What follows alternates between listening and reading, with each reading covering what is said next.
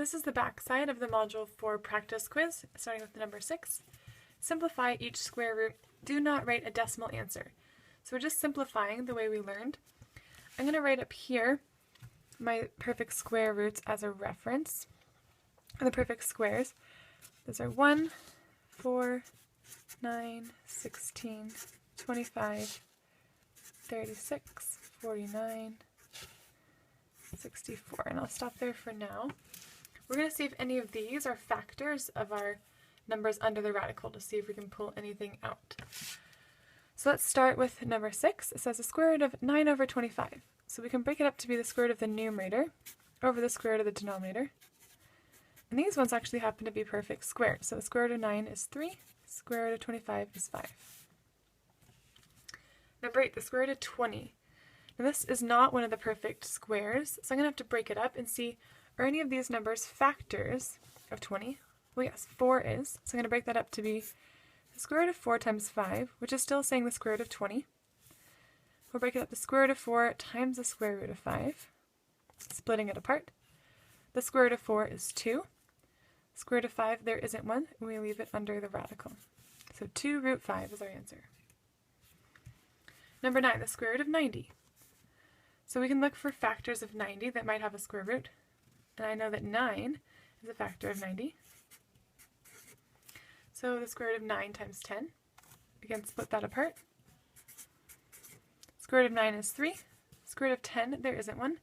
The factors are 2 times 5, which can't be broken up anymore. So we leave that 3 root 10. Number 10, 2 root 45. 45 is not one of my perfect squares, but there is a factor of 45 that has a square root. That's 9. So I'm going to keep the 2 out front. Square root of 45, which is 9 times 5. And then I'm going to break this up. 2 times the square root of 9 times the square root of 5. 2 times the square root of 9, which is 3, times the square root of 5. So on the outside, I get 2 times 3, which is 6 root 5. And number 11, 3 root 900. That's a big number, and I don't know if it has a square root, so I'm going to think about the factors. I know that 9 is a factor, so let's split that up. 3 root 9 times 100. So I have 3 times root 9 times the square root of 100. So that's 3, bring that down. The square root of 9 is 3. Square root of 100 is 10. So everything comes out of the radical, everything has a square root. So I get 3 times 3, which is 9, times 10, 90.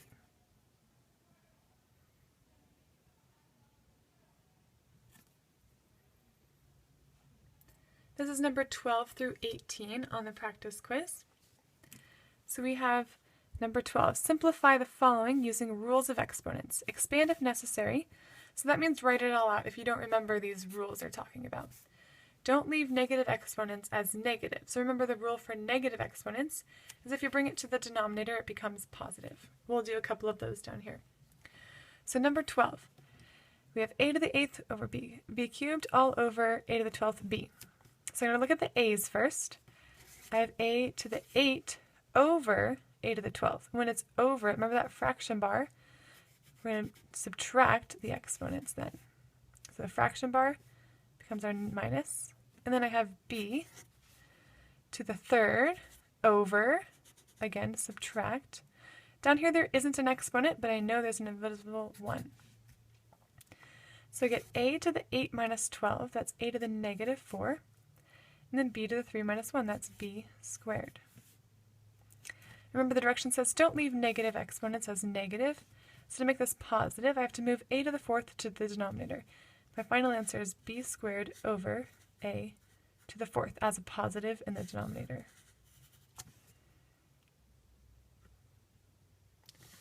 Number 13, a squared times a cubed. Sorry, that's hard to see. A squared times a cubed.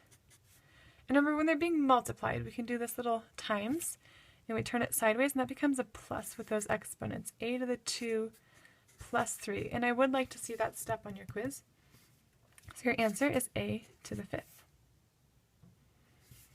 Number 14, if there's an exponent outside of the parentheses, it gets distributed to both terms, the a and the b, and we multiply our exponents. So we do a to the 5th times this 5 out here.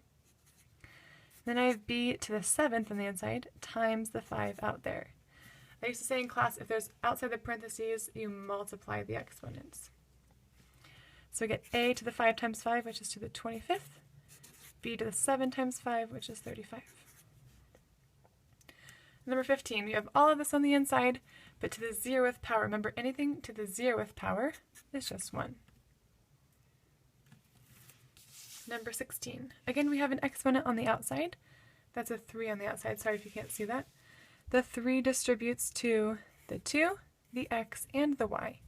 So it's 2 cubed, x cubed, y cubed. Now 2 cubed is 2 times 2 times 2, which is 8.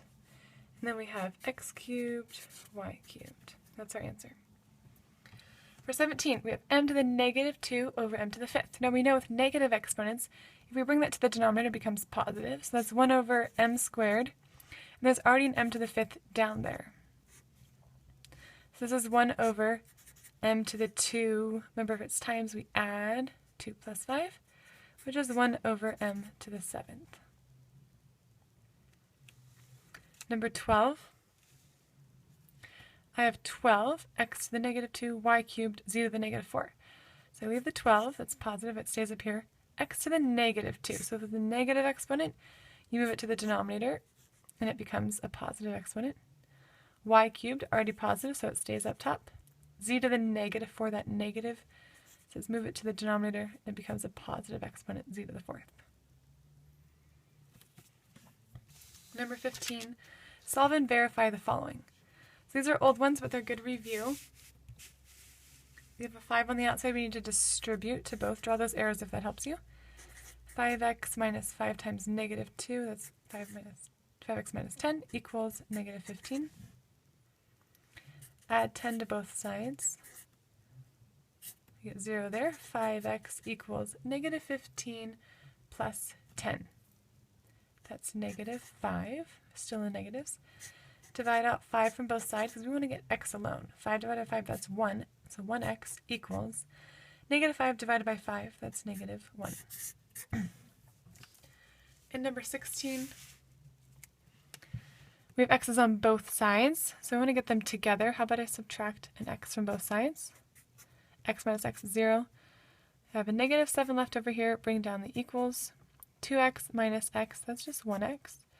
And then the minus 10 still. To get x alone, I need to get rid of this minus 10, so I'm going to do the opposite. I add 10 to both sides. 0 on this side, and x equals negative 7 plus 10. Or you can look at it as 10 minus 7, 3.